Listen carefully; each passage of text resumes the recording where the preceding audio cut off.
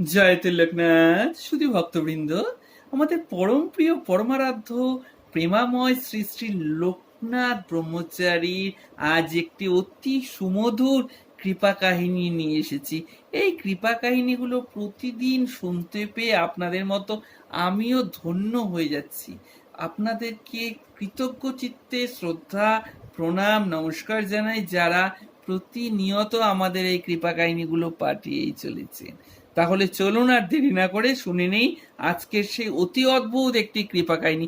সেই সঙ্গে একটি কথা বলি দর্শক বন্ধুরা, ভক্তবৃন্দ, যে আমার পক্ষে আপনাদের প্রচুর কৃপা কাহিনী তো প্রতিনিয়ত অবিরাম বৃষ্টির মতো এসেই পড়ছে বাবার পরম কৃপায়। তাই আমি চেষ্টা করছি যত বেশি করে সম্ভব এই কৃপা কাহিনীগুলো আপনাদের কাছে তুলে ধরতে। তাই আমার সীমিত ক্ষমতার মধ্যে আমি এটা খুব করে চাইছি যত বেশি করে তৈরি করা যায় ভিডিও।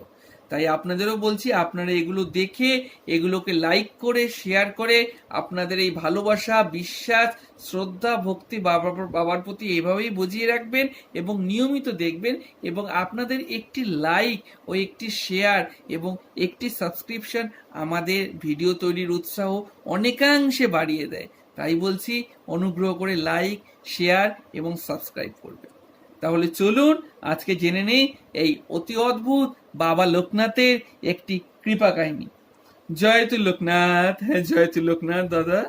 আমার নাম শ্রী তপন পাইন, গজলডোবা, শিলিগুড়ি থেকে লিখছি। বাবা লোকনাথ এই ধরাধামে অবতীর্ণ হয়েই সকল জীবের কল্যাণ সাধন করেছেন। তার আলাদা করে কল্যাণ সাধনেরও প্রয়োজন নেই। তিনি এই ধরাধামে অবতীর্ণ হয়েই আমাদের কল্যাণ সাধন করেছেন। বাবা লোকনাথের আবির্ভাব এবং তার জীবনীকাল আলোচনা করলেই আমরা দেখতে পাই স্বয়ং ঈশ্বরের অবতার হয়েও তিনি অত্যন্ত সহজ সরল ভাবে জীবনযাপন করেছেন এবং আমৃত্যু সকল জীবের কল্যাণই করে গেছেন। এর মাধ্যমে তিনি আমাদের বুঝিয়ে গেছেন যে অপরের কল্যাণই আমাদের জীবনের উদ্দেশ্য হওয়া উচিত। আর সেই সঙ্গে আপদে বিপদে বাবাকে স্মরণ করা প্রয়োজন। সকলের মনের মণিকোঠায় স্থান পেয়েছে সেই গগন বিদারিত অভয়বাণী, রণে বনে জলে জঙ্গলে যে যখনই বিপদে পড়বি আমাকে স্মরণ করবি, আমি তোদের রক্ষা করব। তবে বাবা এখানে শুধুমাত্র বিপদের কথা উল্লেখ করলেও বর্তমানে আমরা বাবার সন্তানেরা শুধুমাত্র বিপদে আপদেই নয়, মনের যে কোনো ইচ্ছা পূরণের জন্য আমরা বাবাকে সর্বদা স্মরণ করে থাকি। আর বাবাও পরম মমতায় তার সন্তানদের মনের সকল ইচ্ছে পূরণ করে দেন। আজ আপনাদের এমনই একটি ইচ্ছে পূরণের ঘটনা আমি জানাচ্ছি। ঘটনাটি আজকেরই ঘটনা, দুপুরবেলার ঘটনা। আজ জামাই ষষ্ঠী। বাড়ির সকলের ইচ্ছে মাটন খাবে, কিন্তু সবসময় অতিরিক্ত খরচ করা ঠিক নয় ভেবে আমি আর আনিনি। আর তাতেই দুপুরে খাওয়ার সময় দেখি বাড়ির সকল সদস্যদের মুডটা অফ। কি আর করি, অগত্যা ওদের বলি ঠিক আছে, আজ বিকেলে যদি বাজারে মাটন কাটে তাহলে আনবো। কিন্তু ওরা দুপুরে খাওয়ার পরই এমন তাড়া দেয় যে আমায় তখনই বাজার যেতে হলো। ব্যাপারটা আমার বেশ অদ্ভুত লেগেছিল, কারণ ওদের বলেছি যখন রাতে খাওয়াবো তখন ওরা আমায় খেয়ে উঠে জোর করেই কেন বা বাজারে পাঠালো। আমি তো বলেছিলাম বিকেলের পরে সন্ধ্যাবেলা যাব। বাজারে যেতে যেতে বাবাকে বলছিলাম, বাবা দেখলে তো ওদের পাগলামি, তোমার প্রশ্রয়ে যেন ওরা এমন হয়েছে। বাজারে গিয়ে আমি তো অবাক। জামাই ষষ্ঠী হলেও লকডাউনের বাজার বলে বাজার পুরো ফাঁকা। মাটনের ওখানে গিয়ে দেখি একজন মাত্র, তাও আবার বাড়ি যাবে বলে ব্যাগপত্র গোছাচ্ছে। আমায় দেখে বলে, দাদা আজ এই সময়? আমি হ্যাঁ বলতেই আমায় বলল, বাজার খারাপ তাই চলে যাচ্ছিলাম, এতটুকুই আছে নিয়ে যান। আমিও অবাক, আরে ভাবলাম ও আচ্ছা, তাহলে দুপুরে জোর করে আমায় বাজারে আনা শুধু বাড়ির মানুষগুলোই করেনি, আসল কাজটি করেছেন ইনি, আমার বাবা।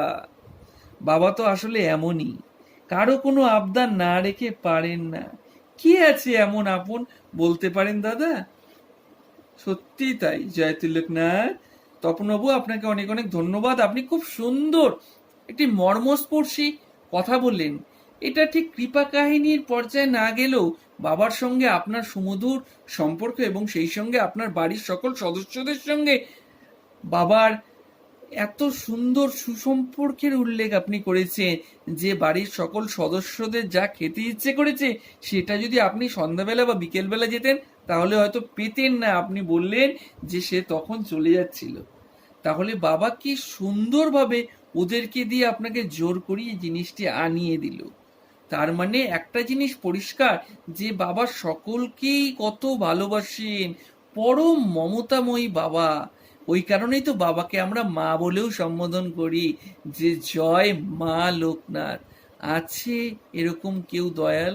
সত্যি কথা, এরকম কাউকে কখনোই খুঁজে পাওয়া যাবে না।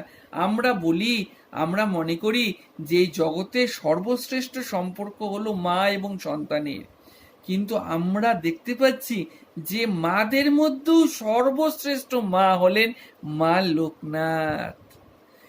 এমন মা আর কারোর নেই। ভাগ্যবানেরাই এমন মার সন্ধান পেয়েছে।